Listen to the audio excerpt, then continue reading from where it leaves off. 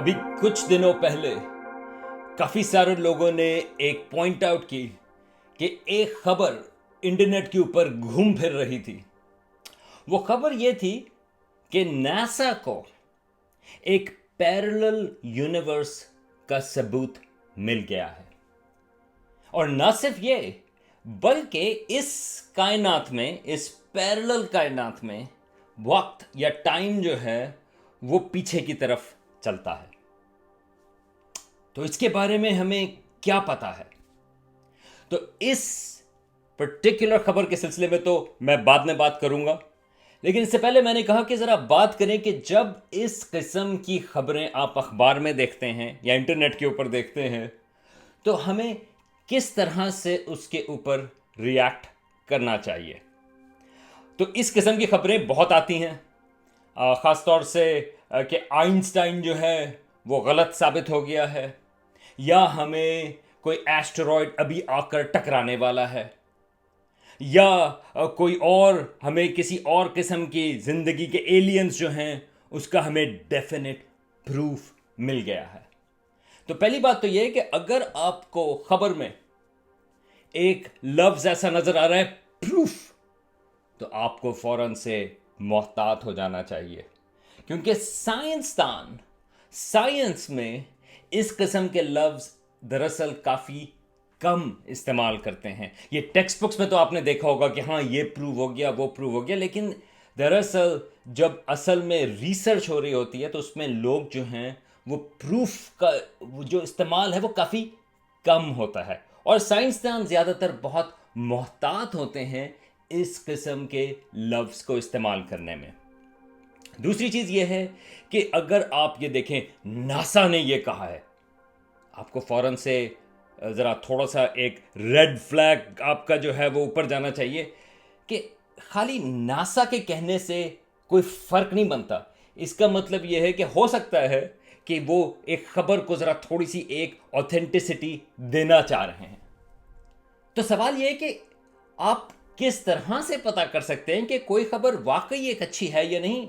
कई दफ़ा एक बहुत ही ज़बरदस्त किस्म का कोई नतीजा होता है जो कि उसमें नासा के साइंसदान भी इन्वॉल्व होते हैं, तो आप उसमें और इस किस्म की खबरें जो खाली सेंसेशनलाइज करती हैं उसमें आप किस तरह से आप फ़र्क कर सकते हैं। तो ये एक ऐसी चीज़ है, जिस तरह ये पैरेलल यूनिवर्स वाली खबर थी, ये जब मैंने भी देखी, मैं भी आप ही की तरह देखता हूं कि अच्छा ये कौन सी खबर है। ये एक न्यूयॉर्क पोस्ट और ये आई थिंक इंग्लैंड के एक न्यूज़पेपर में भी छपी।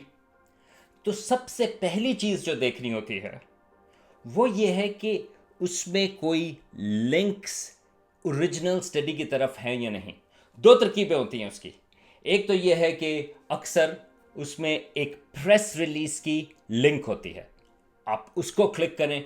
नासा बहुत सारी डिस्कवरीज, अगर कोई भी हबल स्पेस टेलीस्कोप की कोई डिस्कवरी आ रही है या मुख्तलिफ किस्म की ये जो टेलीस्कोप स्पेस टेलीस्कोप्स हैं या मार्स पे जो रोवर्स हैं वगैरह, ये सारे जो हैं वो नासा की प्रेस रिलीज, जो नासा की डिस्कवरीज हैं, तो नॉर्मली उसके साथ वो एक प्रेस रिलीज बनाते हैं जिसमें वो इन रिजल्ट्स को, नतीजों को वो एक समराइज करते हैं और फिर अखबार वालों की तरफ वो भेजते हैं।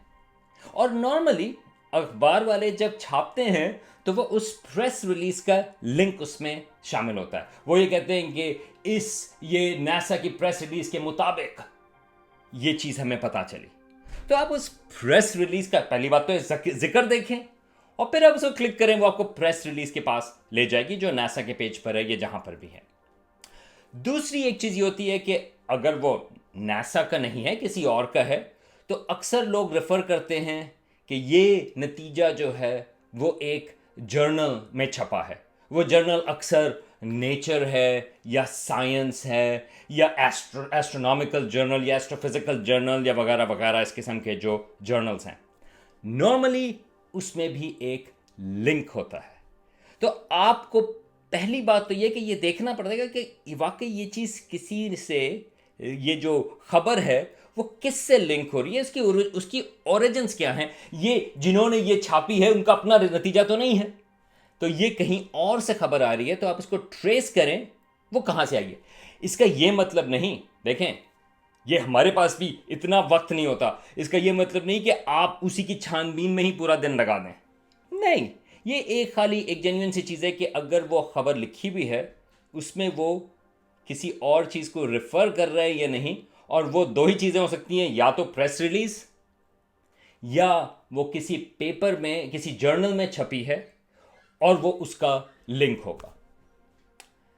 और एक आप तीसरी चीज भी कर सकते हैं, जब खासतौर से इस किस्म की खबर आए जो बहुत बड़ी खबर है, अगर हमें वाकई पैरेलल यूनिवर्स का सबूत मिल गया हो, और ना सिर्फ ये बल्कि अगर वक्त भी वहां पर पीछे जा रहा हो, वैसे तो खैर अगर वक्त पीछे जा रहा है तो यार आप, मेरा ख्याल है फिर तो आपके पास काफी वक्त है, क्योंकि आप पैरेलल यूनिवर्स में जाके टाइम बचा सकते हैं। लेकिन अगर इतनी ही बड़ी खबर है तो फिर दूसरी तरकीब यह है कि आप देखें मुख्तलिफ़ किस्म के न्यूज़पेपर्स हैं, जिस तरह बीबीसी की साइट के ऊपर आप जा सकते हैं, आप न्यूयॉर्क टाइम्स पर जा सकते हैं, आप astronomy.com है जो एस्ट्रोनॉमी मैगज़ीन की साइट है, space.com है, ये एक और साइट है जिस पे सेंसेशनल खबरें अक्सर कम होती हैं। तो एक ये कहलाता है जिसको हम कहते हैं कि सैनिटी चेक, मतलब ये है कि आपके ज़रा सूरत हाल का चेक करें कि ये खबर जो है वो कितनी बेकार है। अगर ये सही खबर है और इतनी ही बड़ी इम्पैक्ट है उसका, जिस तरह पैरेलल यूनिवर्स का, तो वो astronomy.com, space.com या न्यूयॉर्क टाइम्स या बीबीसी या गार्डियन, इन जगहों पर वो ज़रूर मौजूद होगी।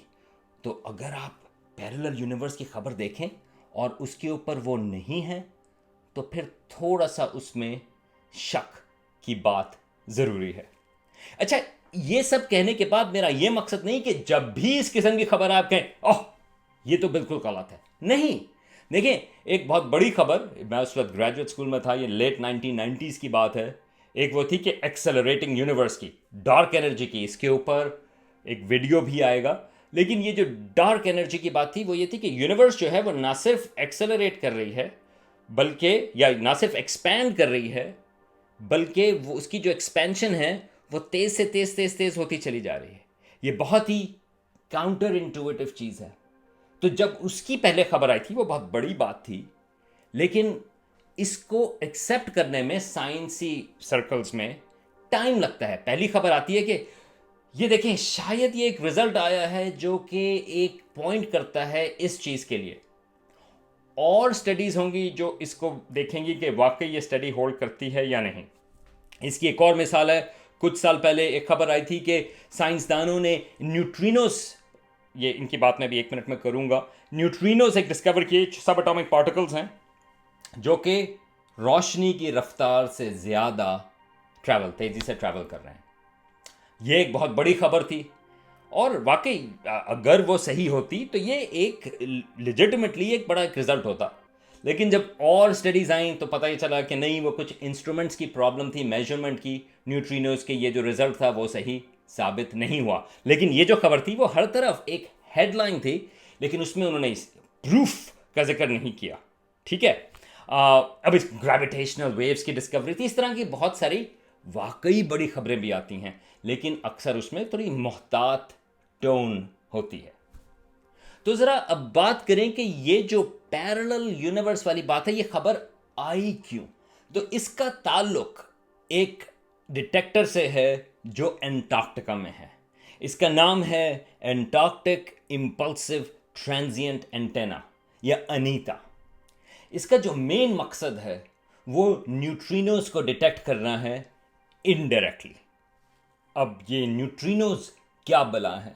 न्यूट्रिनोज जो हैं वो एक सब एटॉमिक पार्टिकल्स हैं, और इनकी जो एक चीज़ है कि वो इंटरैक्ट नहीं करते रेगुलर मैटर से ज़्यादा। मिसाल के तौर पे इस वक्त मेरे जिस्म से जो एस्टिमेट है कि 100 ट्रिलियन न्यूट्रिनोज जो हैं वो हर सेकंड पे वो गुजर रहे हैं, और आपके बॉडी से भी वो इस वक्त गुजर रहे हैं। इसी तरह ज़मीन पे से, पूरी जो ज़मीन है उसके थ्रू एंड थ्रू वो गुजर जाते हैं। लेकिन अगर आपने उनको डिटेक्ट करना है तो आप ये करते हैं कि बहुत बड़े सारे आप पानी के डिटेक्टर्स या मुख्तलिफ मटीरियल के डिटेक्टर्स बनाते हैं, क्योंकि अगर उनकी प्रोबेबिलिटी ये है कि 1 in 100 ट्रिलियन वो इंटरैक्ट करेंगे तो आप 100 ट्रिलियन एटम्स अगर आप ले आए तो उसमें से एक डिटेक्ट होगा। तो इस किस्म के डिटेक्टर्स जो हैं वो काफ़ी मौजूद हैं, और एंटार्क्टिका की जो बर्फ़ है उसको भी अब जो साइंसदान हैं वो उसको यूज़ करते हैं इन न्यूट्रिनोज के डिटेक्ट करने के लिए। अब ये न्यूट्रिनोज आते कहाँ से हैं? जो ज़्यादातर न्यूट्रिनोज हैं वो तो हमारे सूरज के जो न्यूक्लियर रिएक्शंस हैं वो उसमें प्रोड्यूस हो रहे हैं। तो ज़्यादातर जो हमारी जिस्म से जो गुजर रहे हैं वो सूरज के न्यूट्रिनोज हैं। लेकिन और भी कायनात में मुख्तलिफ किस्म के प्रोसेसेस हैं जो न्यूट्रिनोज प्रोड्यूस करते हैं और वो यहाँ पर आते हैं। कुछ हाई एनर्जी न्यूट्रिनोज जो हैं वो कुछ स्पेसिफिक एस्ट्रोफिजिकल फिनोमेना हैं जो प्रोड्यूस करते हैं, जिस तरह के सुपरनोवा, और उनको हम डायरेक्टली डिटेक्ट करते हैं। बल्कि मुझे याद है 1987 में जो एक सुपरनोवा हुआ था, जो हमसे सबसे करीबी सुपरनोवा है टेलीस्कोप एरा में, उसकी प्रिडिक्शन ये थी कि अगर उस डिस्टेंस से कोई सुपरनोवा हो, वो लार्ज मैजेलेनिक क्लाउड्स में हुआ था, तो हम यहाँ पर जो हमारे पास डिटेक्टर्स थे उसमें से प्रिडिक्शन ये थी कि हम तकरीबन 12 न्यूट्रिनोज हम डिटेक्ट कर सकेंगे, समथिंग लाइक दैट। और वाकई हमने आई थिंक 18 न्यूट्रिनोज डिटेक्ट किए थे, दो डिटेक्टर्स ने।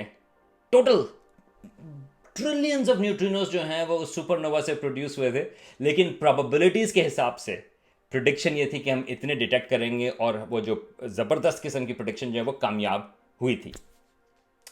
तो ये जो अनीता है वो इस किस्म के न्यूट्रिनोज की वो डिटेक्शन करती है, क्योंकि जो कुछ न्यूट्रिनोज जो हैं ख़ासतौर से जो हाई एनर्जी वाले हैं, जब वो बर्फ़ से वो इंटरैक्ट करते हैं तो वो थोड़ी सी एक रेडियो वेव्स देते हैं, और ये जो अनीता है वो उन रेडियो वेव्स को डिटेक्ट करती है क्योंकि वो एक स्पेसिफिक किस्म के सिग्नेचर्स हैं।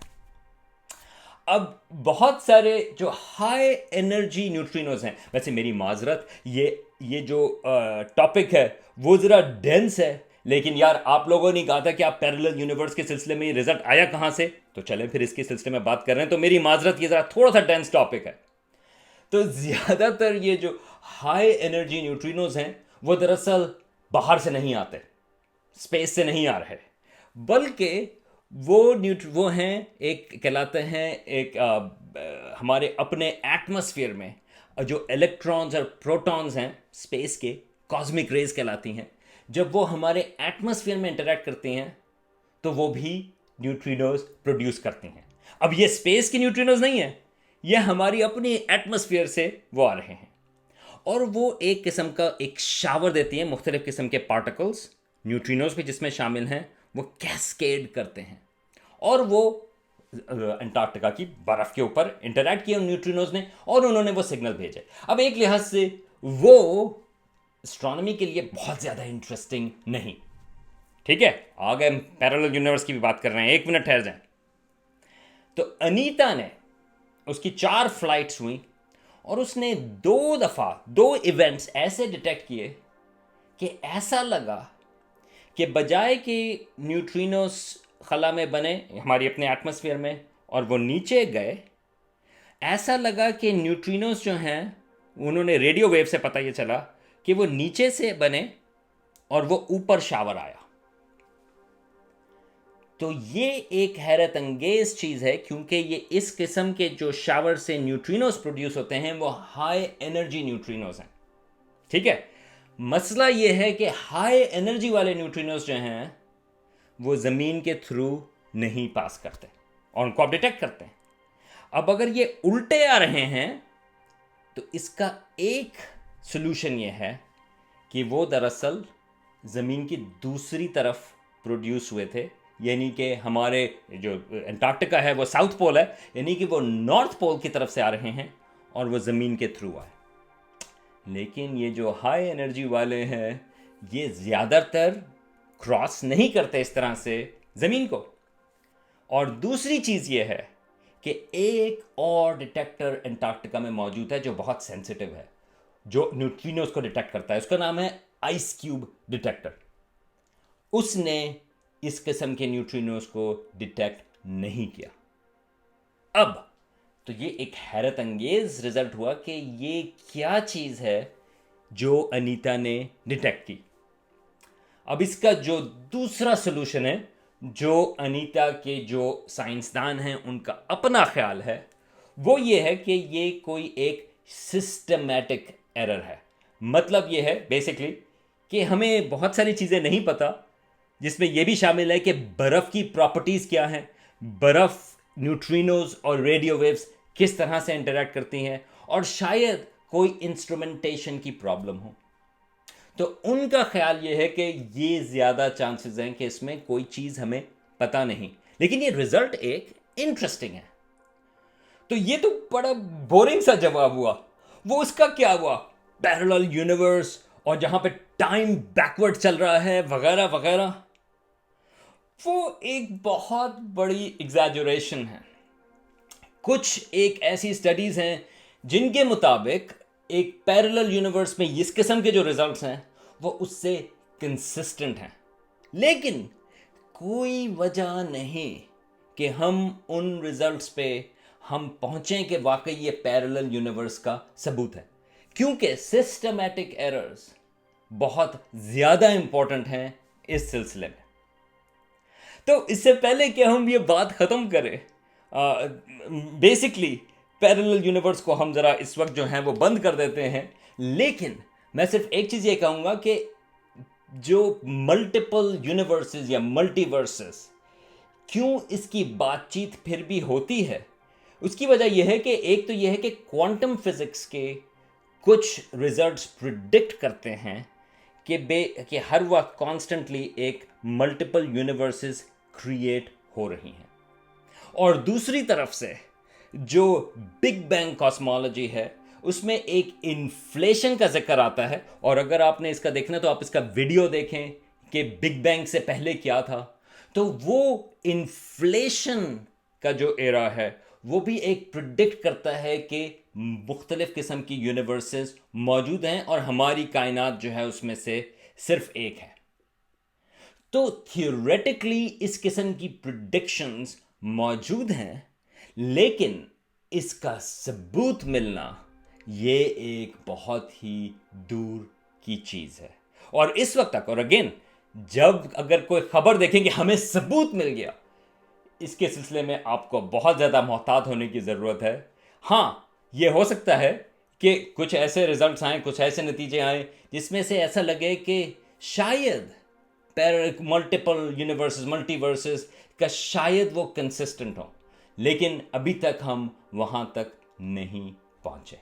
तो थोड़ी सी मायूसी, लेकिन उम्मीद है कि ये वीडियो जो है वो यूज़फुल, आपके लिए यूज़फुल हो, इस लिहाज से कि एस्ट्रोनॉमी की इस किस्म की खबरें किस तरह से पढ़ें, और अगर इस यूनिवर्स में नहीं तो शायद किसी और यूनिवर्स में ये वीडियो ज़रूर कारामद आएगा।